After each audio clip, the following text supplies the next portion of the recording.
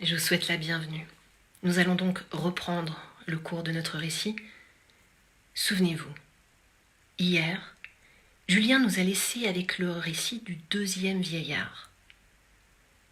Lui et ses deux frères se tenaient à bord d'un bateau. Tous les trois étaient partis tenter de faire fortune au-delà des mers. Approchant la fin de la 7e nuit, Dinarzade supplia la sultane de lui raconter la suite de ce beau conte qu'elle n'avait pas pu achever la veille. « Je le veux bien, » répondit Scheherazade. « Et pour en reprendre le fil, je vous rappelle que le vieillard qui menait les deux chiens noirs continuait de raconter son histoire au génie, aux deux autres vieillards et aux marchands. Il dit ceci. « Enfin, après 2 mois de navigation, nous arrivâmes heureusement à un port de mer où nous débarquâmes et fîmes un très grand débit de nos marchandises. Moi surtout, je vendis si bien les miennes que je gagnai 10 fois mon investissement. Nous achetâmes des marchandises du pays pour les transporter et les négocier chez nous à notre retour.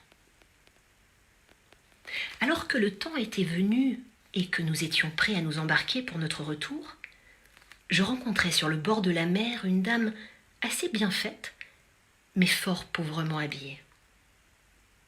Elle m'aborda, me baisa la main et me pria avec les dernières instances de la prendre pour femme et de l'embarquer avec moi. Au début, je n'étais pas d'accord de lui accorder ce qu'elle demandait. Mais elle me dit tant de choses pour me persuader que je ne devais pas prendre garde à sa pauvreté et que j'aurais lieu d'être content de sa conduite, que je me laissai convaincre.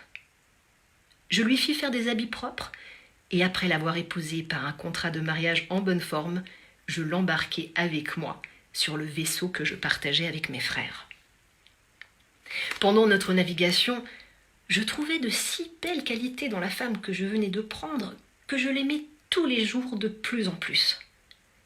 Cependant, mes 2 frères, qui n'avaient pas si bien fait leurs affaires que moi et qui étaient jaloux de ma prospérité, me portaient envie, une terrible envie. Leur fureur alla même jusqu'à conspirer contre ma vie. Une nuit, alors que ma femme et moi nous dormions, ils nous jetèrent à la mer. Mais ma femme était une fée, et par conséquent, une génie. Vous imaginez bien qu'elle ne se noya pas. Pour moi, il est certain que je serais mort sans son secours, mais je fus à peine tombé dans l'eau qu'elle m'en sortit et me transporta dans une île. Quand il fut jour, la fée me dit « Vous voyez, mon mari, qu'en vous sauvant la vie, je ne vous ai pas mal récompensé de tout le bien que vous m'avez fait. Vous saurez que je suis une fée et que je me trouvais sur le bord de la mer lorsque vous alliez vous embarquer. Je me suis alors senti une forte inclination pour vous, mais je voulus éprouver la bonté de votre cœur. Et c'est pourquoi je me suis présentée devant vous déguisée, comme vous m'avez vue. Vous en avez usé avec moi généreusement. Je suis ravie d'avoir trouvé l'occasion de vous marquer ma reconnaissance.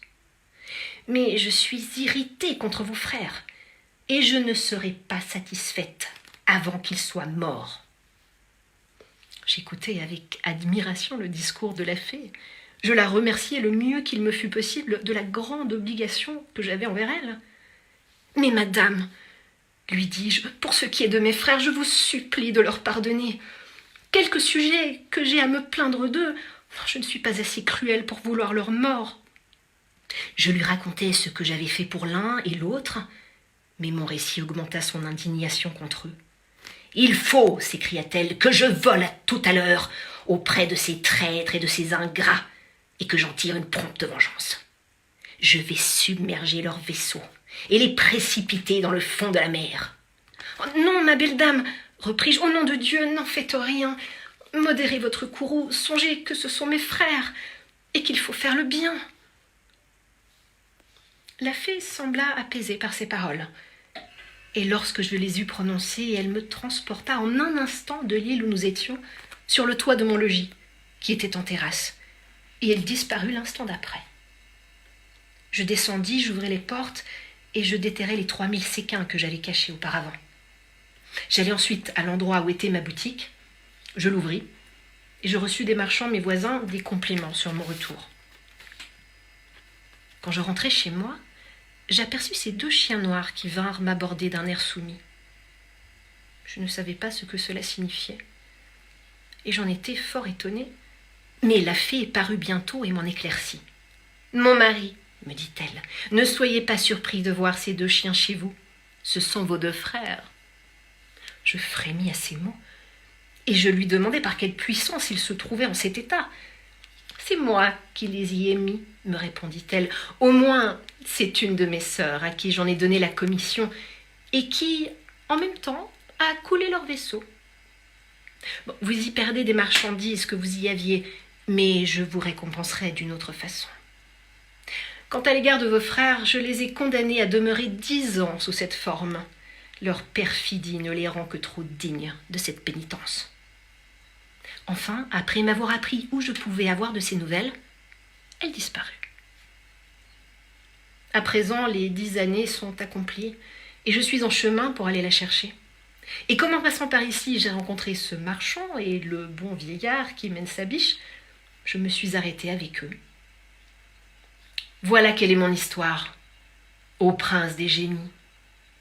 Et je remets aussi en sa faveur le 2e tiers du crime dont ce marchand est coupable envers moi. Pardon. Voici quelle est mon histoire, ô prince des génies. Ne vous paraît-elle pas des plus extraordinaires ? J'en conviens, répondit le génie. Et je remets aussi en sa faveur le 2e tiers du crime dont ce marchand est coupable envers moi. Aussitôt que le 2e vieillard eut achevé son histoire, le 3e prit la parole et fit au génie la même demande que les 2 premiers, c'est-à-dire de remettre au marchand le 3e tiers de son crime, supposé que l'histoire qu'il avait à lui raconter surpassa en événements singuliers les 2 qu'il venait d'entendre. Le génie lui fait la même promesse qu'aux autres. « Écoutez donc !» lui dit alors ce vieillard. Le 3e vieillard commence son récit. « Ah ! Mais le jour paraît, dit Scheherazade en se reprenant, et il faut que je m'arrête en cet endroit. Je ne puis assez admirer, ma sœur, dit alors Dinarzade, les aventures que vous venez de raconter. J'en sais une infinité d'autres, répondit la sultane, qui sont encore plus belles. Schahriar, voulant savoir si le conte du 3e vieillard serait aussi agréable que celui du 2nd, différa jusqu'au lendemain la mort de Scheherazade. Bonne soirée, bonne nuit.